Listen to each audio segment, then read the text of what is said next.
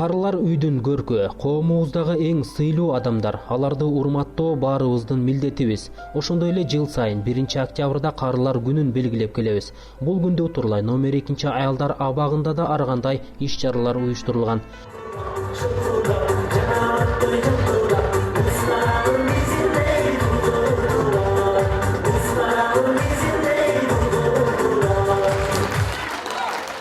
Мекеме башчысынын тарбия иштери боюнча орун басары Нурдин Турузбековдун маалыматына караганда, учурда абакта 300гө жакын адам жазасын өтөп жатат.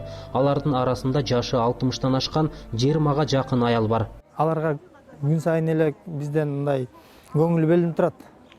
Өзгөчө көңүл бөлүнүп турат да.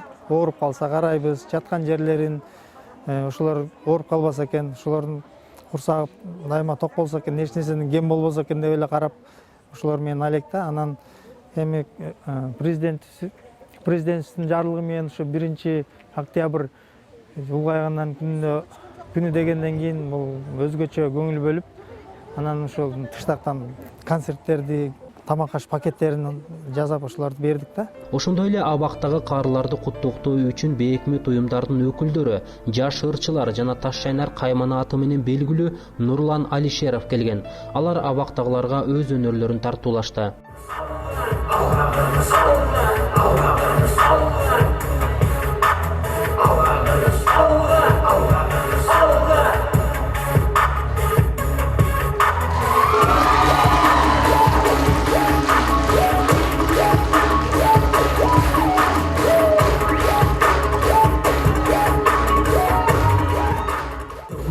Жаңы жок тойлордон канчасы чыккан, сүрөт тарткан сүйүнүн кулчок моровтой болгон адам. Сүйүп берерин кылып кеткен кызматын, бекемеске тутуп алган алыска казакавды.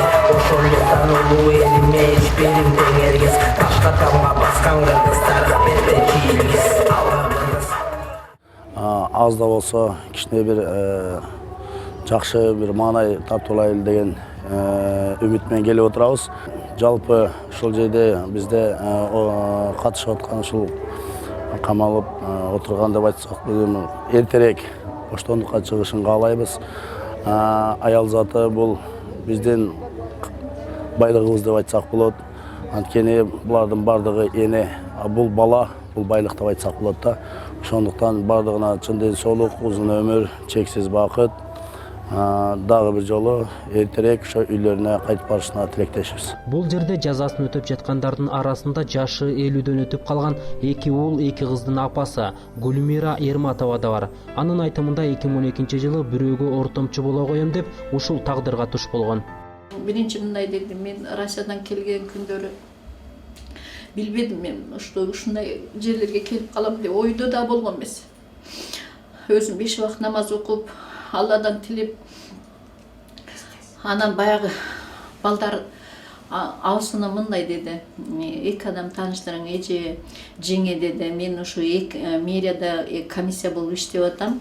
Мага деди, мына адамдардан 60 миңге акча деди, анан 60 миңден үй берилет деди. Анан мен кандай, сен чындап элеби, мен мындай жаман жолго барбайт элем, рахат билесиң дедим. Десем, эчтеке болбойсуз, мен жооп берем деп алып, анан мен 2 адамды тааныштыргандан кийин 2 адамдан 3 адам болду. Ошентип атып 6 адам, 3 адамдын акчасын алып берип койдум. 3 адамды тааныштырып койгонум үчүн азыр эч кайсы 5 күнөөсү жок отуруп калдым мен 4 жылга азыр. Бала чакаларым алдында ушундай жакшы майрамдарды тоссом болбойбу деймин. Кээбирки карылар зериккендеринен телевизор көрөт, мен телевизор деле көргүм келбейт. Ачыгын айтсам, ушу намазга барам, ойлоном, өзүмчө тасмемди колума алып, Кудайдан тилеп, ушу санаман ушу тынч жаман үйүмө кайтсам экен деп ойлоном. Эч кайсы ата-энеге, эч кайсы адамдарга, эч кайсы энелерге, мен ушу жаштарга болсун, карыларга болсун, мен ушундай ушу жерлерге эч кандай ушу СИЗО, аялдар камагы, эч кандай